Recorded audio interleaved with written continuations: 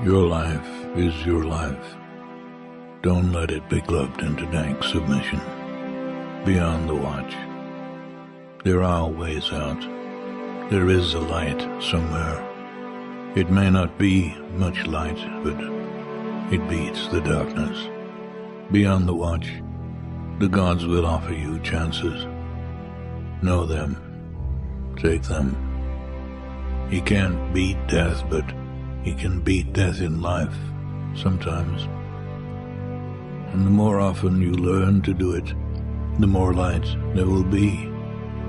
The mind is the matrix in and of itself. Right now, today, in this moment, I promise you, the matrix has you.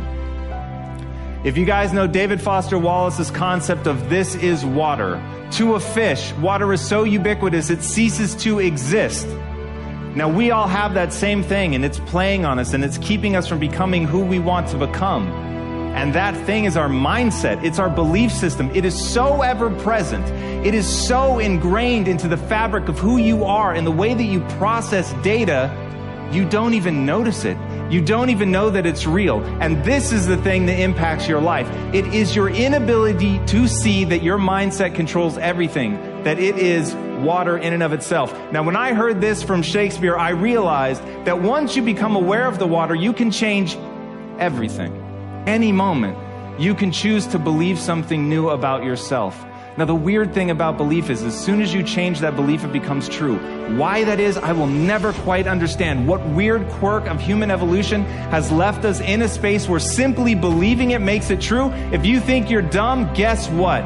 You're dumb. Truly. And you will act in accordance with that belief, and that should scare the shit out of you. Fear is not real. The only place that fear can exist is in our thoughts of the future. It is a product of our imagination, causing us to fear things that do not at present and may not ever exist. That is near insanity, Katan. Do not misunderstand me. Danger is very real, but fear is a choice.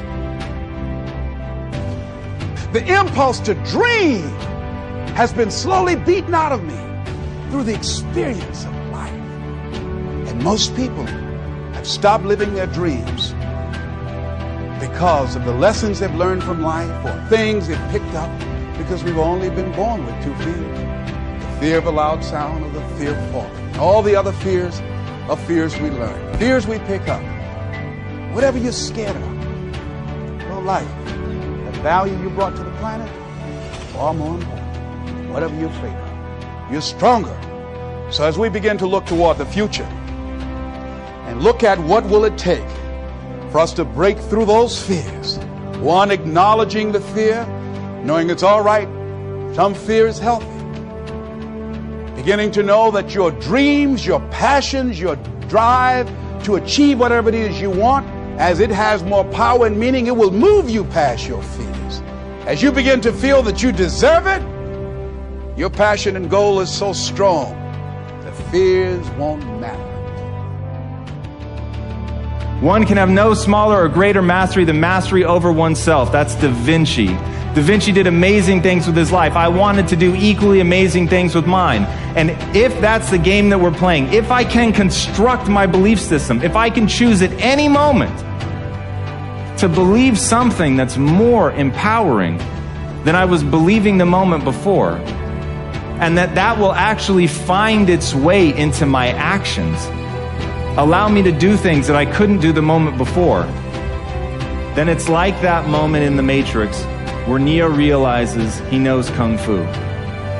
And that's like, as funny as that is, that's how I think about life. To me, the very fundamental purpose of life is to find out how many skills I can acquire that have utility, and then put that utility to the test in service of something greater than myself. When we understand the sacredness, the beauty, the eternal nature of our own spirit, then we can recognize it in creation and we can recognize it in others. When we don't realize, experience, perceive the sacredness of our own true self, then our perception is an illusion of the world. But when we understand who we are and understand our harmony and relationship with the world around us and the people around us, then we're actually seeing everything as truth. We're seeing as a spiritual reality, even in this world.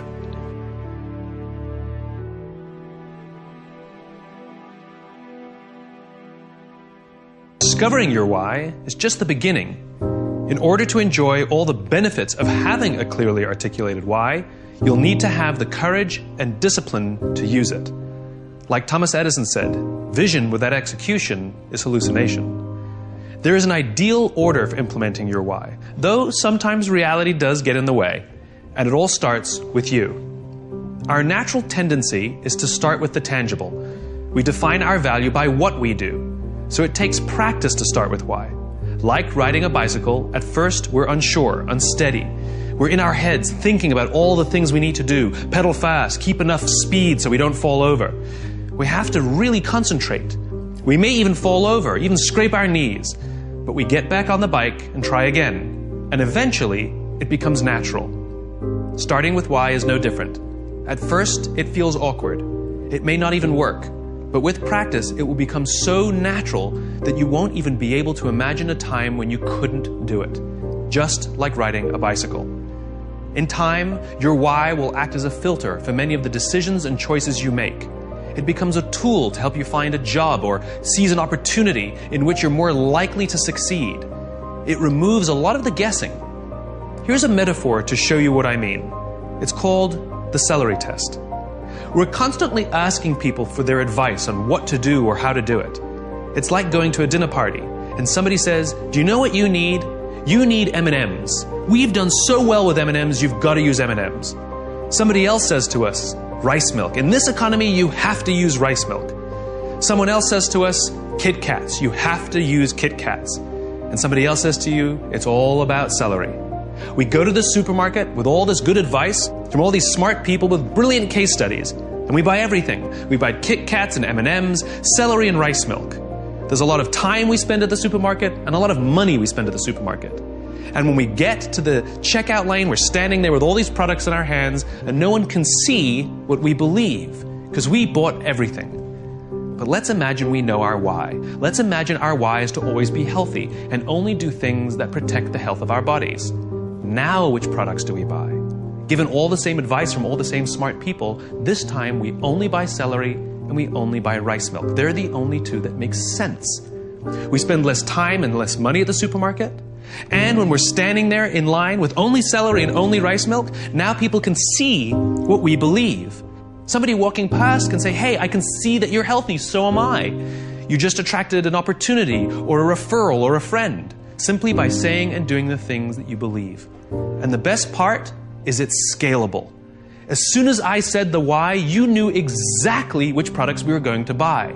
This means the more you can articulate your why, the more others will know what you stand for and will be able to help you make the right decisions. From now on, you will work to ensure everything you do is a good fit.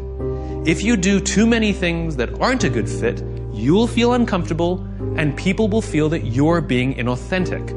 On the other hand, when you start with why, your ability to stand out, find support, and work to all your natural strengths will flourish. With practice, you will learn to trust your why. You will eventually start to see your job and the things you do as ways to breathe life into your cause. And the better you get at it, the more you will feel that your life and everything you do has purpose. The best way to implement your why is to work at it slowly. You don't have to do all the tips we suggest. What is important is that you pick up to 3 and commit to practicing and using them now.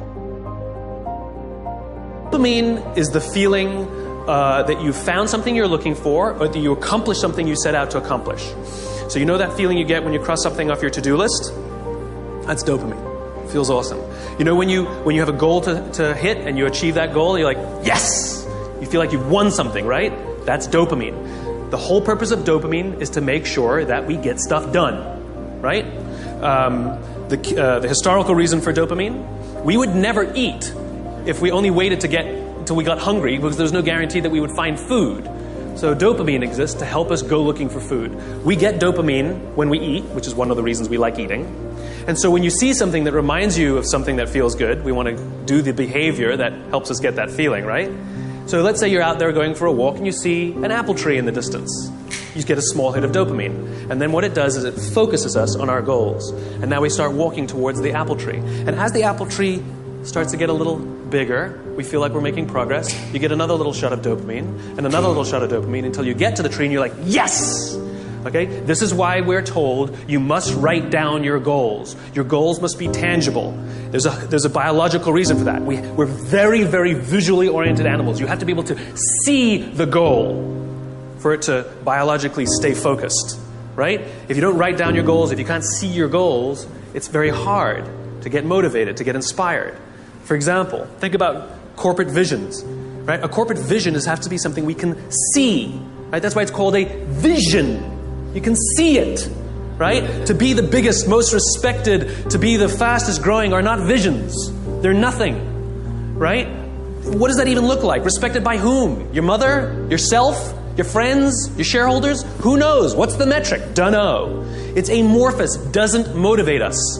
Just like I can't tell you, you will get a bonus if you achieve more. You're going to ask me, how much more? I'm going to say, more. Doesn't work. You need a tangible goal. You need a tangible goal, right? Here's a great vision. Martin Luther King, I have a dream that one day, little black children and little white children will play on the playground together and hold hands together. We can imagine that. We can set our sights on that. And every time we achieve a goal and achieve a metric and achieve a milestone that makes us feel like we're making progress to the vision we can see, we keep going and going and going until we achieve something remarkable. You have to be able to see it. Dopamine. Like I said, dopamine is the feeling you get when you set out to find something you're looking for as well.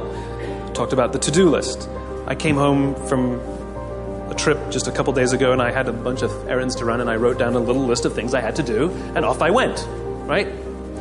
And as I was walking past, I think it was the dry cleaners, I don't remember.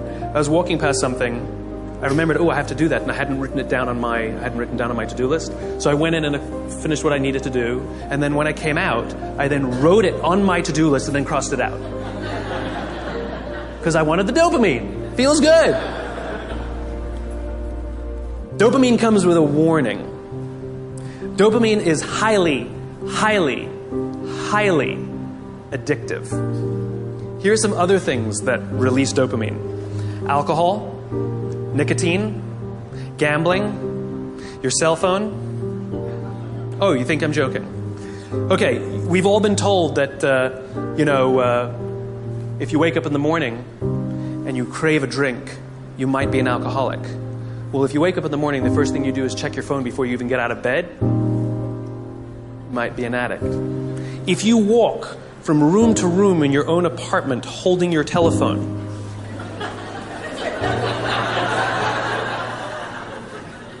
you might be an addict. When you're driving in your car and you get a text and your phone goes beep. We hate email, true. We love the beep, the buzz, the ding. Oh. Right? You'll be there in 10 minutes, and yet you have to look at it right now. You might be an addict. And even if you read it and it says, are you free for dinner next Thursday? And you have to reply immediately, you can't wait the 10 minutes. You might be an addict. And for all you Gen Ys out there who like to think that you're better at multitasking because you grew up with the technology, then why do you keep crashing your cars when you're texting? You're not better at multitasking, you're better at getting distracted. In fact, if you look at the statistics, ADD and ADHD have, diagnoses of ADD and ADHD have risen 66% in the past 10 years. Okay, ADD and ADHD is a frontal lobe disorder, right? Are you telling me out of nowhere 66% of our youth has a frontal lobe problem? Where did that come from? No, it's a misdiagnosis, right? What are the symptoms of a dopamine addiction to technology? Distractibility, inability to get things done, easily distracted, shortness of attention. It's all the same thing, so we misdiagnose things. It's this. It's the addictive quality of dopamine. We can also get addicted to performance in our companies when all they do is give us numbers to hit, numbers to hit, numbers to hit, and a bonus you get, and a bonus you get, and a bonus you get. All they're doing is feeding us with dopamine, and we can't help ourselves. All we do is want more, more, more. It's no surprise that the banks destroyed the economy, because one of the things we know about dopamine addict is they will do anything to get another hit, sometimes at the sacrifice of their own resources and their relationships. Ask any alcoholic, gambling addict, or drug addict. Ask them how their relationships are doing and if they've squandered any of their resources. It's an addiction. Dopamine is dangerous if it is unbalanced. It is hugely helpful when in a comfortable and balanced system, but when unbalanced, it's dangerous and it's destructive.